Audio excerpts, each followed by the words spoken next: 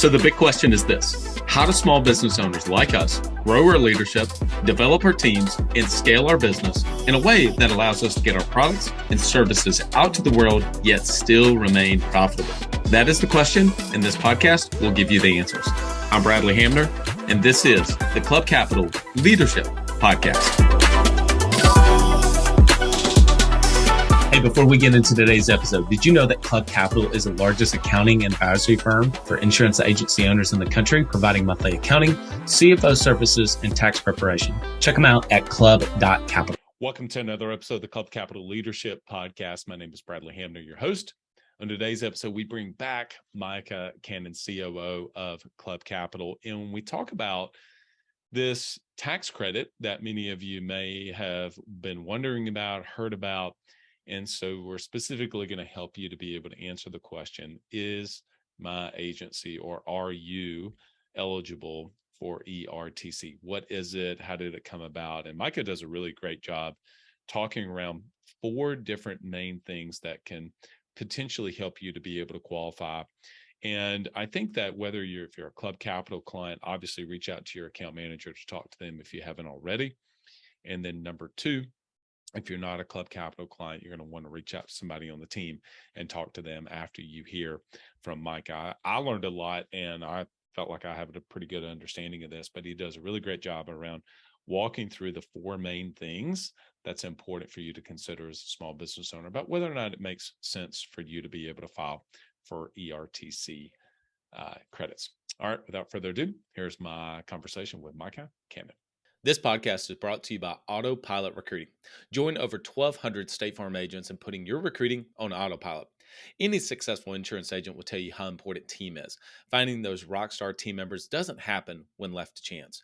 It happens through consistent recruiting. You never know when you're going to lose a team member, and the key to an incredible team is constantly searching for the best talent. Autopilot Recruiting is a continuous recruiting service where you'll be assigned a recruiter that has been trained to recruit on your behalf every business day.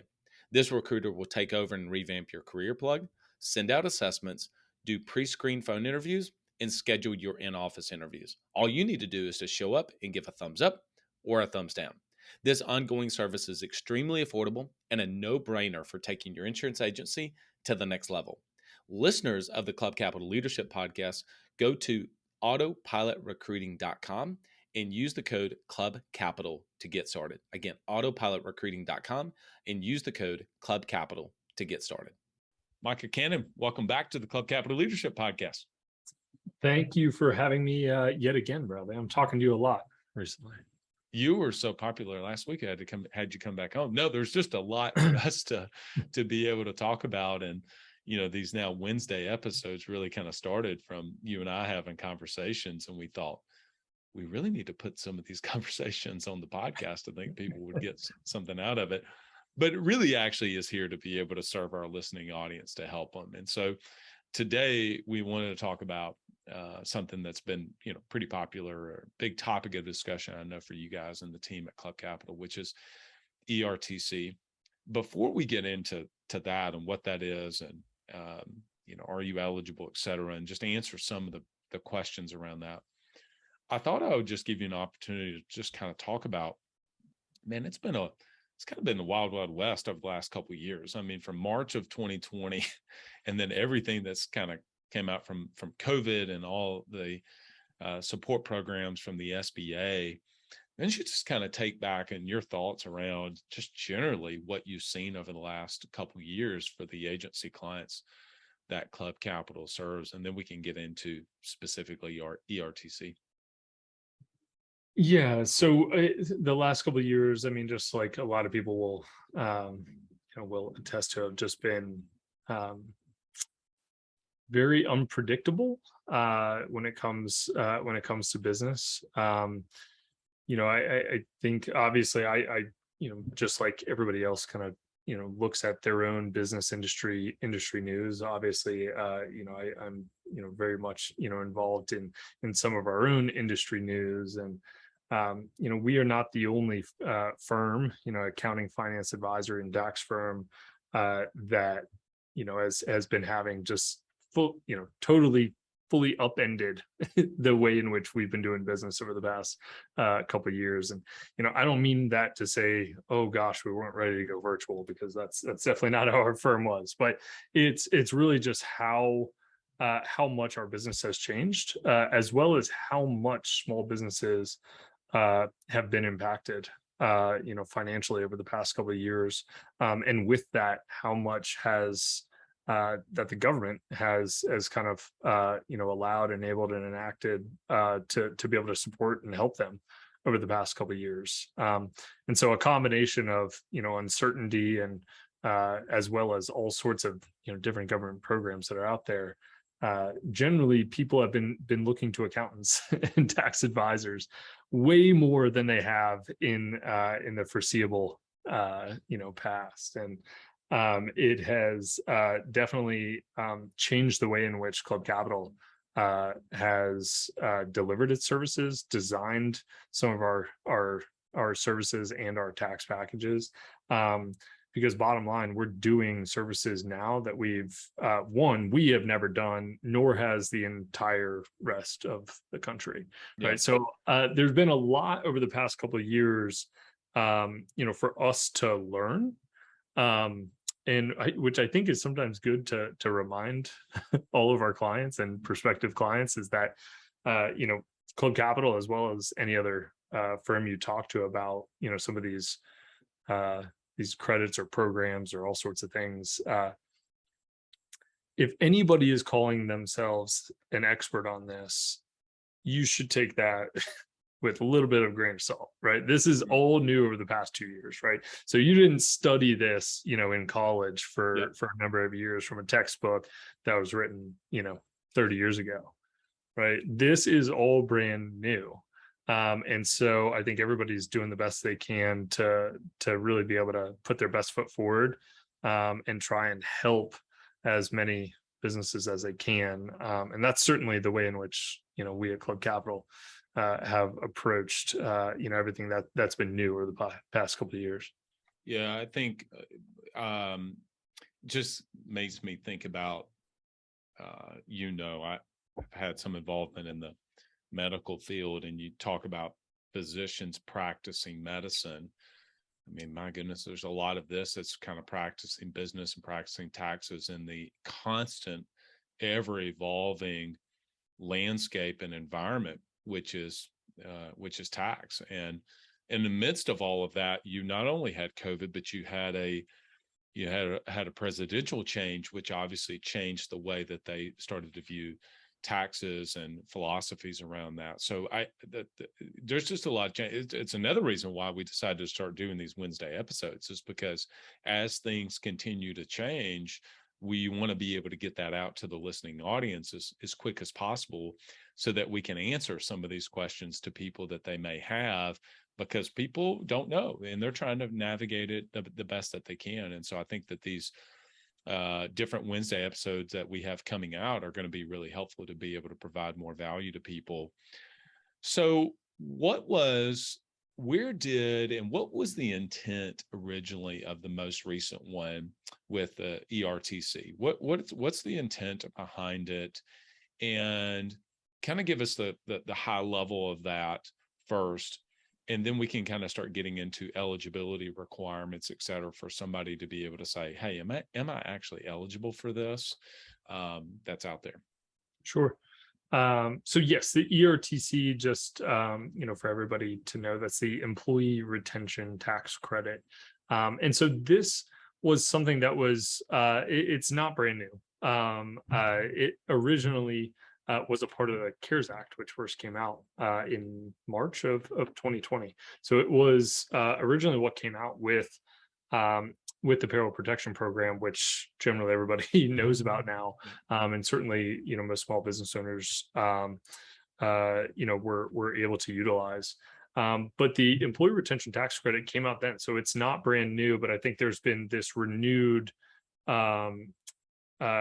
interest in it over the past 2 months, but really over the past probably 6 to 8 months, of saying, wait, is this something that my business is eligible for?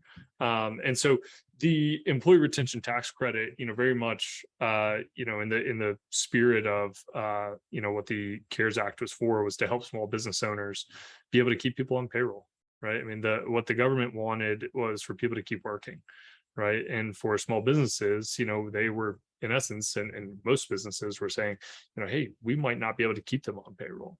Right. And so this was to be able to say, okay, well, we will help you keep them on payroll. And so initially, the way in which, and you got to remember a lot of, tax regulation and everything. This is all, law, right? This is all legal documents, right? So the way in which this was written, and then certainly, put into force, is that you could not be eligible for ERTC if you were eligible for PPP, the Payroll Protection Program, right? So generally, most small business owners, most of the clients, that we work with, were all eligible for that. So it made them not eligible for ERTC, right? So it was just, okay, well, this is something we don't need to worry about, right? And so for a lot of small business owners, that's what happened, right? Is, okay, we don't need to worry about it.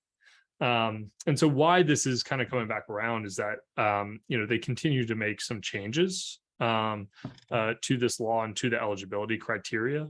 And so they started to do that, I believe, 2022, I think late 2021 into early 2022, starting to relax some of those eligibility requirements and saying, no, wait, if you did have PPP, you can be eligible for it. And so that primarily right there is the biggest reason why we've had just much more of an insurgence of people, wanting to know a lot more about it, understand more about it.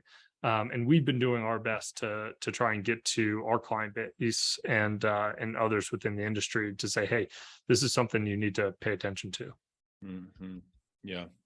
That makes a lot of sense. And to be, whenever it starts to get out there, you know how it is when people grab a hold of it, and they listen. You would certainly agree with this, that you want anybody that's eligible for money that's out there, man, you want to be able to go and get that as a small business owner. Business is hard enough. And so if you're able to, the government's going to give a program that you're actually eligible for, my goodness, take advantage of that, right? So they relax the PPP requirements. And so if you had that, now you can actually be potentially eligible for this. And so what are some of the basic things about, okay, well, for me to know whether or not my business, my agency would qualify? Yeah, so there's a lot to the ERTC that would probably not be best for a podcast to get into the very specifics when it comes into exact dollar amounts, per quarter, per team member, or things like that. Bottom line, it's a sizable amount of money for small businesses. It's based upon a per team member credit to back based upon what you have paid them. Obviously there's a max that you can receive, but it's definitely very impactful financially if your business qualifies for this.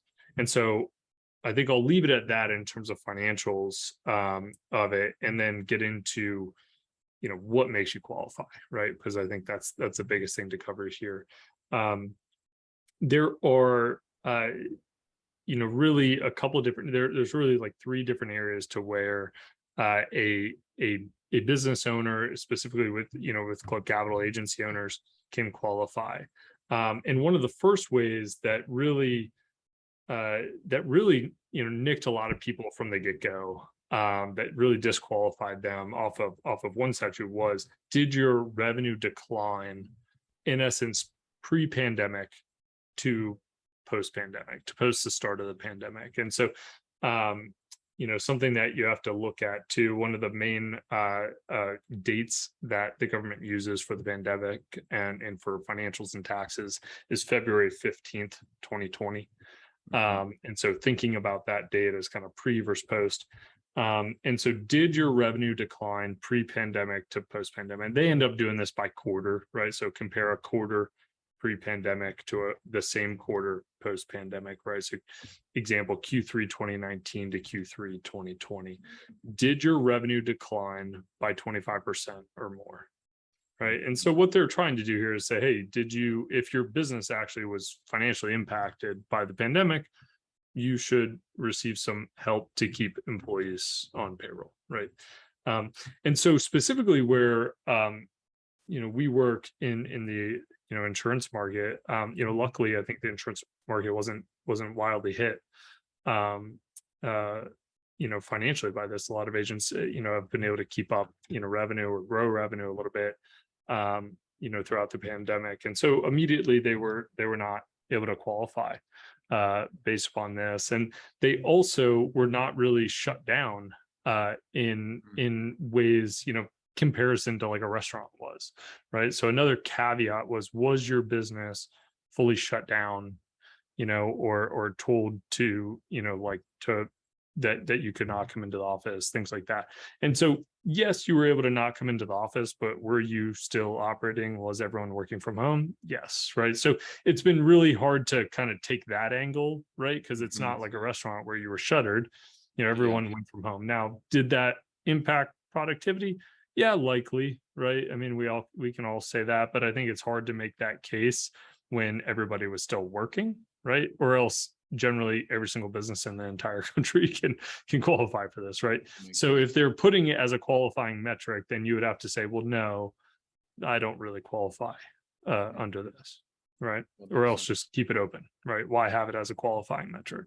Yeah. Right. Yeah. Yeah. And so a lot of people initially did not qualify for this until as of late. So one of the things that came in that really agents really need to know about, especially for newer agents, is something called the recovery startup. So they came out with something that said, wait, if you started your business in the pandemic and in essence have no way of showing a decline in revenue, right, from pre-pandemic, then you immediately qualify. We want to help new businesses, especially those that started in, what is the, hardest time to start a new business. We will just automatically help you. I mean, there's a couple qualifications that you have to be under $1 million in revenue, have less than 100 employees, but especially for most small businesses, that is them, especially if they just started. Yeah. Right. Sure. So you can almost immediately qualify. So if you are listening to this and have started your business after February 15th, 2020, you should contact us about helping you with ERTC. It's called the Recovery Startup. We've seen so many clients, a lot of, not every CPA and tax firm is created equal. What we have done at Club Capital is hyper focus into our specific niche and kind of what impacts them. And so with one specific niche, it's easy for us to be just incredibly good at that market, where a lot of other firms are, they can have clients all across the board in 100 different industries, 20 different business sizes and things like that. And so it's hard to always be very honed into each individual's needs. And I say that only because we've had a lot of people working with other firms that just didn't know about this. They know about the ERTC, but they didn't know about the recovery startup part, right? So work with us, or bring it up to them, ask them about it, and if they don't know, reach out to us, right?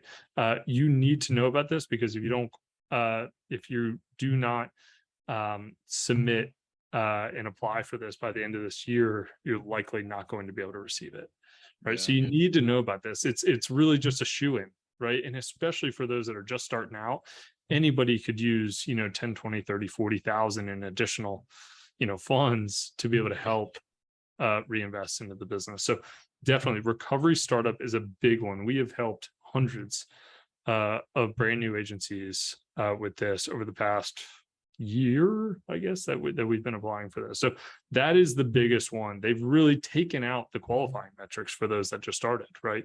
They just said, hey, if you started your business during the pandemic, we'll help you out. Yeah. Okay. So that's the biggest one. And then the next one that we're seeing definitely a lot more questions and interest on is due to a recent kind of change in some of the eligibility requirements, where everybody is familiar with the term supply chain disruption at this point. It is, every business's go-to for anything that's wrong right now, right? Oh, sorry, you didn't get your muffin in time. It was a supply chain issue. Because of all the supply chain disruption, and it specifically, I think one of the biggest ones, just globally as well as that impacts our market, is the auto industry, due to supply chain, due to chip shortage, et cetera. Is that they've actually put a supply chain kind of clause into the legislation, that if your business was impacted by the supply chain, you can qualify for the employee retention tax credit. And I'm obviously not reading the entire legislation here, but the legislation is generally vague around this, and the tax code that they put out for this is very vague. And so really our firm has been reacting to a lot of questions from current clients that are being approached by a lot of firms, asking them and telling them that they qualify for this. And so it's good to note that, there are just a ton of companies that are spawning up because of the employee retention tax credit, because it is a sizable opportunity.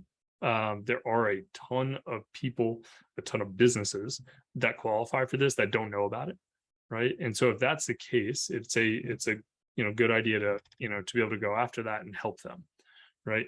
That being said, I think there's a good way to go about it, and there's also, I think, a way to take advantage of a lot of business owners that don't know about it.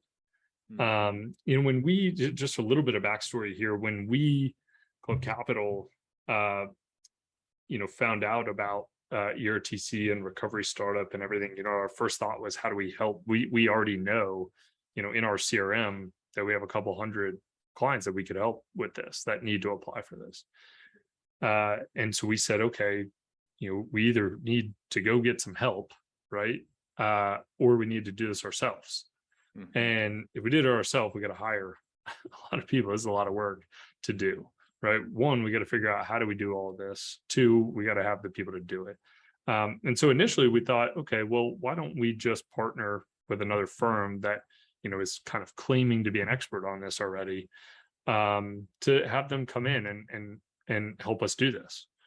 And so we talked to a good number of firms, and they all had an interesting just model around it, where they wanted to take 20 to 30% of the eligible credit that a business was going to get as their fees. And, they were saying, okay, well, we'll, give you a discount, or we'll give you rev share. And, our thought from the beginning was, this just doesn't seem right. This seems like it seems like a great revenue opportunity. But it doesn't seem like it's priced based upon the work that has to be there. And, look, we're all in business. We understand, profit margins and, value and everything too. But I think you can do that without just flat out, kind of exploiting, the business owner on this, doing what's necessary to help a business owner get $20,000, is a lot of times the same amount of work that helps a business owner get $100,000, right? So should you be making that much more for your services for that? And so we just didn't think that was right. And so we ended up deciding to, at the end of the day, these firms are, hopefully just helping clients. They're getting money that they didn't have, right? Which is a positive. But we wanted to approach it differently. And since we know our market, we know what goes into it, and we know the types of businesses that they are and the sizes that they are. We said, look, we can do a fixed price on this. And we can just, the way in which you have to apply for this, you have to do it per quarter that you're eligible. So in essence, we just charge per quarter, whether you're in 10,000 or 50,000 or, whatever that is, we just charge per quarter in doing it. But I give this backstory because there's just a ton of firms out there that are, really trying to rake it in while there's opportunity. Obviously, ERTC is going to be gone, before we know it. But, there's an ERTC.com, in terms of or ERTCspecialist.com, that are out there. And people that are, really, I think taking advantage of this right now. And so there's a lot of people that are being just targeted by companies saying, we will apply for this credit on your behalf. And so then they're coming to us, and some of them are coming to us for a second opinion. And so really where a lot of people are getting contacted right now is around supply chain. Is this, they're being told this is definitely something that they are eligible for. It's written right in the law. And it is. And I think it's definitely an opportunity. You got to know, you got to know the background though. And you got to know that there is some risk to that. Very unlike recovery startup and did your revenue decline or not? I think, was your business impacted by supply chain is much more of a gray area. Yeah. Right. And so you can by all means make the case. And we're helping people apply for this, that think they can, right? But it's definitely a gray area. And so what we mean by that is, we're happy to kind of help process because we know how to file for credits for those. And it's not something that we blatantly think is not eligible. It's enough of a gray area that we say, look, upon additional review by the IRS, it's possible they might say these types of businesses are not right. This was initially meant for this type of business, not this type of business. And so we are starting to see that quite a bit right now. Yeah, I would say, the conversation you and I had last week, we were talking about CFO services and you said, hey, look, we're not making the decision for you guys, right? We're not saying don't go hire those two people or do hire those two people. We're just going to make sure that you've got all the information out there so that you can make an informed decision. It kind of seems like it feels the same way here to be able to say, look, this is how we're interpreting it. This is how we're reading it. Goes back to what one of the very first comments I made about we're practicing this too, right? I mean, right. Practicing that we're trying to figure this out too.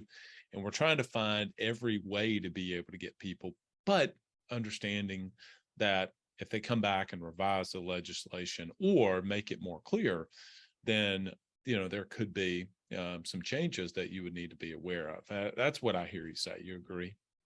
Yeah, absolutely. I think, from what I've heard from people that we've talked to help think about this is I think we're being a little bit more transparent about, what's in the legislation and what the rules are and what the rules aren't, or what is a gray area, and being, a little bit more cautious around this to say, hey, this seems like it's possible, but it's not like guaranteed. It's not a given. It's not a slam dunk.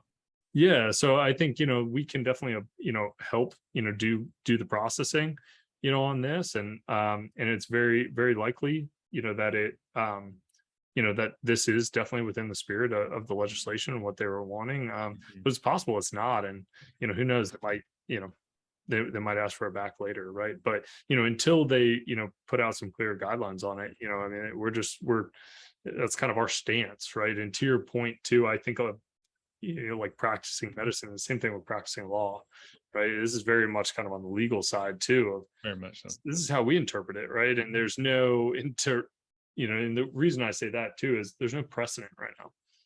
Mm-hmm. There's no precedent case out there that says, oh, based upon this case, you cannot. Right. So, until there's something to say, hey, this is the stance, I think it's a gray area, and it's definitely something that, is very possible, that can help, definitely in the insurance industry. If, auto industry was impacted, which impacted auto sales, for insurance, auto sales, and then insurance sales, it's very likely. I mean, that's the case, and it could impact the entire industry.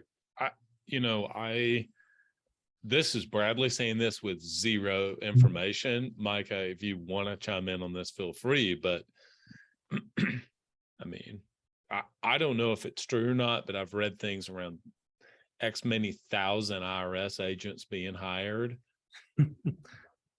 Just leave that for what it is, right? And it's just something to be aware of. I don't know if that means that they're going to come in and start auditing everybody. I don't know. But I mean, there's at least something that I'm thinking about as a business owner. I'll just say it that way, right? Can I make sure that am I willing to take the risk around certain things, whether it's ERTC or anything else for that matter? I mean, there's people obviously that want to be gas pedal down on aggressiveness, and then other people are just not comfortable with that. Anything else? We're going to have, obviously, in a few weeks, I'm going to be talking with someone on your team about the value of tax planning. So we'll go much deeper into that in a few weeks on one of our upcoming episodes. We're going to talk about some other tax rules that are out there. We're going to do a webinar recast in a few weeks about a few. So we've definitely got a lot more value coming out on these Wednesday. But before we close for today, anything else stand out around whether it's ERTC or any other things that a business owner needs to be thinking about, possibly taking advantage of, that may sunset by the end of this year? I don't think anything that stands out, I think too much by the end of this year. Nothing that's fully going away. I think, Mariana from our tax team will go over this a little bit more on the tax planning side probably, but there's something going away this year in terms of total percent of bonus depreciation for Section 179, which is vehicle depreciation.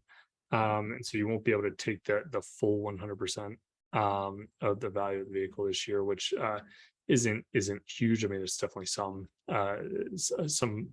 definitely a change for a very popular depreciation tactic, but she can go over that more. I think especially when it comes to credits or programs related to the CARES Act or the pandemic, I definitely don't think there's too much outside of the ERTC. I think ERTC is definitely the big ticket item for most small business owners right now. All right. So if they're a Club Capital client, they obviously should get in touch with their account manager, their dedicated account manager. If they're not, but they want to speak with someone on the team, where should they go? Yeah, please reach out to us online. We have a contact form on our page, as well as just schedule a demo on the top right hand side of our webpage, which is just www.club.capital, no.com there, and just book a time with one of our team members. Every single one of our sales team members can knows everything and more that they need to know about ERTC. So please book some time with them. They'll help walk specifically through your situation, and if we can help, if this is something that we can help with, we'll get you set up right away. All right, my man. Enjoyed having you back on. Awesome. Thanks so much, Bradley. Hey, I hope all of you are enjoying these new Wednesday episodes. We're going to continue with this. And I just want to share, in addition to, obviously, last week, we talked about CFO services. This week, ERTC. We're going to do some webinar recast in the future. We're going to have the Club Capital leadership team come on in the future. We're going to talk about the value of tax planning, what some common cash flow pitfalls are, et cetera. Doing a lot to just continue to add value. So if you could do me a favor and just share this with one other person, and then maybe consider giving us a 5-star review on Apple or on Spotify, that would help us so much to be able to reach other small business owners and agency owners just like yourself.